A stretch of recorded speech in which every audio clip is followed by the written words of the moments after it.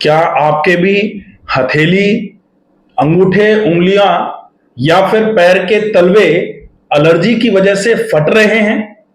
हाथ पूरा रूखा हो गया है, बिल्कुल पूरे के पूरे हाथ में कट लग गए हैं, उंगलियों में, हथेलियों में, अंगूठे में, या फिर पैर की उंगलियां, पैर की एड़ियां बहुत भयंकर कट रही हैं। कभी कभी तो ऐसा होता है कि घाव जैसे हो जा रहे हैं। क्या है ये? इसको बोला जाता है dermatitis, non specific allergic dermatitis. इसका कोई खास ऐसा रीजन नहीं समझ में आता है, लेकिन ये कंफर्म है कि अगर ऐसा हो रहा है तो निश्चित ही इम्यूनिटी कहीं ना कहीं कंप्रोमाइज्ड है, और वो इम्यूनिटी के कंप्रोमाइजेशन की वजह से जो हाइपर सेंसिटिविटीज हैं, जैसे उसी साबुन से, आजकल तो साबुन से लोग बर्तन धोते हैं, आज से बहुत समय पहले लोग राख से बर्तन धोते थे। राख से बर्तन धोते थे, राख से ही सारे के सारे बर्तन दिन में 3, 4, 5 बार धो रहे हैं, और हाथ बिल्कुल ठीक ठाक रहते थे लोगों के, कोई दिक्कत नहीं थी। हालांकि राख से बर्तन धोना और ये जो डिटर्जेंट सोप्स आ रहे हैं या बर्तन के जो साबुन आ रहे हैं, कई प्रकार के आ रहे हैं, कुछ साबुन के रूप में आ रहे हैं, सोप के रूप में, कुछ लिक्विड के रूप में आ रहे हैं, लेकिन ये जो भी साबुन है इसमें इतना ज्यादा जो डिटर्जेंट या कास्टिक पड़ा हुआ है कि जो आपकी स्किन की सॉफ्टनेस को पूरा का पूरा खराब कर रहा है। अब ये बात तो आ जाती है कि हाथ तो चलो अपन साबुन से या फिर बार बार करके पानी में हाथ दे रहे हैं या फिर बार बार करके बर्तन धो रहे हैं, उसकी वजह से खराब हो रहे हैं। पैर क्यों खराब हो जा रहे हैं? पैर खराब होने का रीजन है कि पैरों पर भी धूल मिट्टी जो घर में थोड़ी बहुत भी रहती है, जो भी आपके फ्लोर पर थोड़ा बहुत भी माइक्रो पार्टिकल्स भी डस्ट के अगर पड़े हुए हैं, तो वो डस्ट का पार्टिकल जैसे ही आपके तलवे की स्किन के कांटेक्ट में आएगा, वो आपकी स्किन को धीरे धीरे करके एलर्जिक बनाना चालू कर देगा, और उस एलर्जी की वजह से आपकी एलर्जी जो भी थोड़ा भी होता रहेगा। जैसे बहुत सारे लोगों को लगता है कि आप तो धूल मिट्टी में भी नहीं रहते हैं, तो धूल मिट्टी में खूब पैरों को दबाओ, कोई दिक्कत नहीं है, लेकिन जो धूल वो वाली है, जो डस्ट है, जो फाइन डस्ट पार्टिकल्स है ना, वो प्रॉब्लम करते हैं। मिट्टी प्रॉब्लम नहीं करेगी। आप जो बालू मिट्टी होती है उसमें खूब पानी अच्छे तरीके से रात को डाल करके सवेरे सवेरे आप उसमें पैर दबाओ, 10 मिनट 15 मिनट के बाद जब आप पैर निकालोगे तो आपका पैर बिल्कुल मुलायम हो जाएगा, नरम हो जाएगा। लेकिन जो धूल मिट्टी, जो डस्ट पार्टिकल्स हैं, फाइन डस्ट जो होती है, वो एलर्जिक रिएक्शन आपकी करवा रही है। तो पैरों में अगर प्रॉब्लम आ रही है तो निश्चित ही, अब बहुत सारे लोग कहेंगे कि हम तो सॉक्स पहन के रहते हैं या हम तो कॉटन के सॉक्स पहन के रहते हैं, तो कॉटन के सॉक्स तो जरूरी हैं, लेकिन कॉटन के पहने जाएं, और कॉटन के सॉक्स भी जो लोग पहन के रहते हैं, वो कॉटन के सॉक्स से होते हुए जो डस्ट अंदर जाती है वो प्रॉब्लम कर देती है। तो क्या करना पड़ेगा? आप सॉक्स मत पहनिए, आप कोशिश ये करिए कि स्लीपर्स पहने, और स्लीपर्स आप बिल्कुल भी, वैसे तो ये बोला जाता है कि आपको अर्थिंग की आवश्यकता है। आजकल एक और समस्या चल रही है, जो लोग लगातार पूरे दिन स्लीपर पहने रहते हैं, जो लोग पैर बिल्कुल भी जमीन पर नहीं रख रहे हैं, वो लोग अगर थोड़ी देर कुर्सी पर इस तरीके से हिले और इसके बाद कुछ भी पकड़ेंगे, दीवार पकड़ेंगे, गेट पकड़ेंगे, तो चट की आवाज आती है। तो ये जो है, ये क्या हो रहा है? क्योंकि अर्थिंग नहीं हो पा रही है।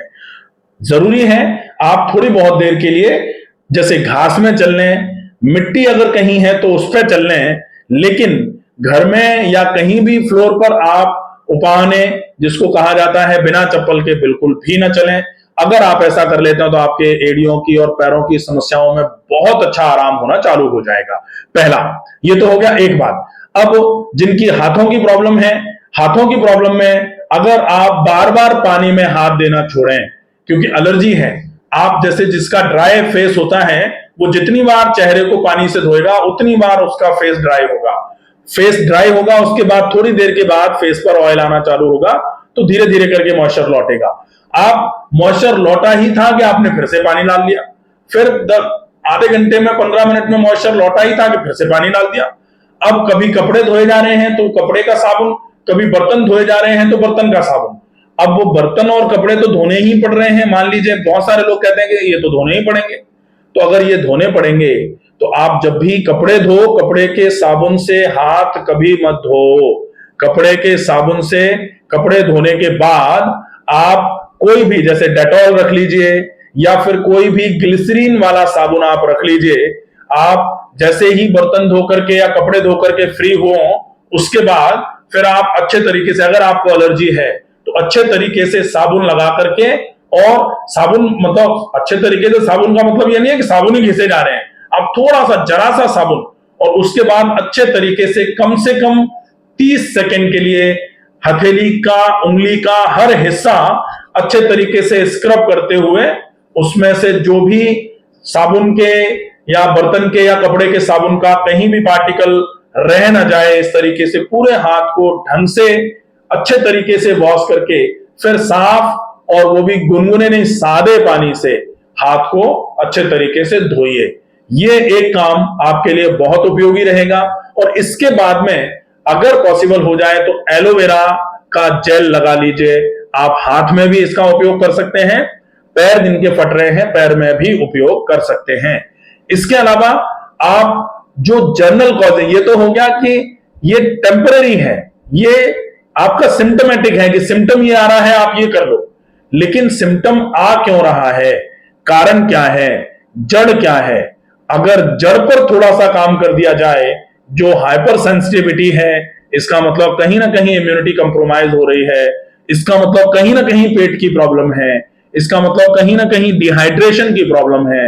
आप जो खा रहे हैं उसमें न्यूट्रिशन जो आप खा रहे हैं वो मुंह में खाने के बाद आपके सेल तक वो न्यूट्रिशन पहुंच रहा है कि नहीं पहुंच रहा है। अगर नहीं पहुंच रहा है तो सेल तक न्यूट्रिशन पहुंचे, इसके लिए एक्सरसाइजेस की भी आवश्यकता है। और जो लोग खूब एक्सरसाइज करते हैं, अब बहुत सारे केसेस में ऐसा समझ में आता है कि हम तो 1 घंटा टहलते हैं।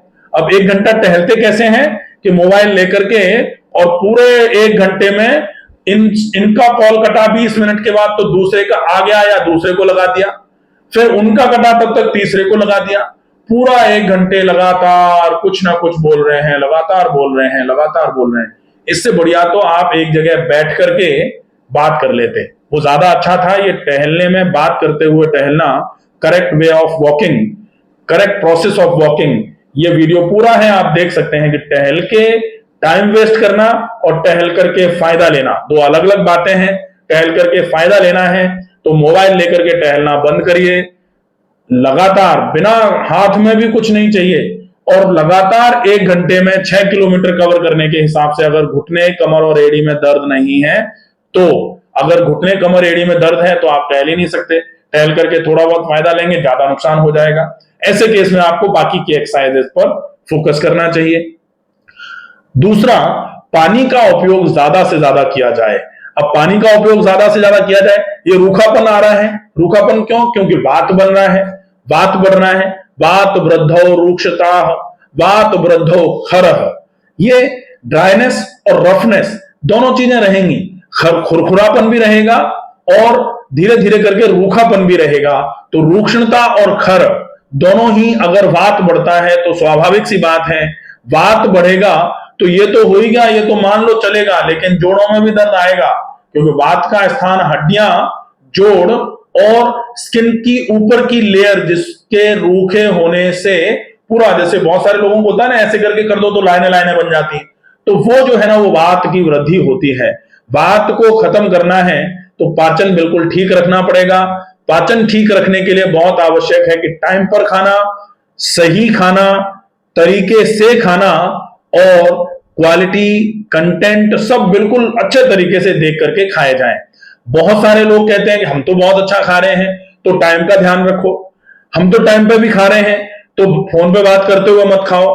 फोन पे बात करते हुए भी नहीं खा रहे हैं तो खूब चबा करके खाओ। ये सारी चीजों का ध्यान रखना पड़ेगा। आजकल बहुत चलन चल रहा है, डाइनिंग टेबल है, डाइनिंग टेबल के सामने टीवी लगी हुई है, टीवी देखते हुए डाइनिंग टेबल पर बैठ करके खाना खा रहे हैं और 1 घंटा लगा रहे हैं खाने। अरे साहब, हम तो 1 घंटा लगाते हैं पूरा खाना खाने में, तो 1 घंटा खाने में कहां लगा रहे हैं? 1 घंटा तो सीरियल देख रहे हैं।